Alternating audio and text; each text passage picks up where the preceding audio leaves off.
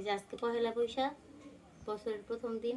সবাই হচ্ছে পান্তা ভাত দিয়ে ইলিশ মাছ দিয়ে খায়, আর আমরা এই গাছ থেকে কাঁচা আম ছিঁড়ে আনছি, এবার এগুলো আমি মাথায় খাবো।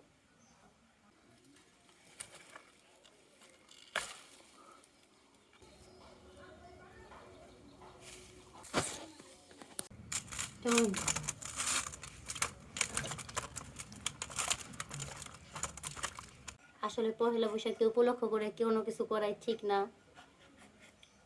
তো ওইভাবে করাও হয় না কিছু। যাই হোক, শ্বশুর বাড়িতে আসছি, তো গাছ থেকে কাঁচা আম পেয়ে খাচ্ছি, এটার থেকে শান্তি আর কি হইতে পারে। নিজেদের গাছের কাঁচা আম। আচ্ছা, এই সিজনে কিন্তু কাঁচা আম মাখে আর খাই নাই, আজকেই খাবো আমরা।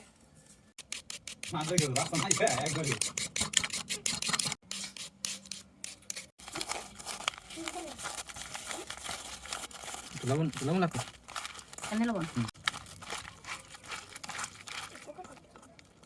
টাটকা আম না, একদম এমনি কিছু রয়ে গেছে। ওকে,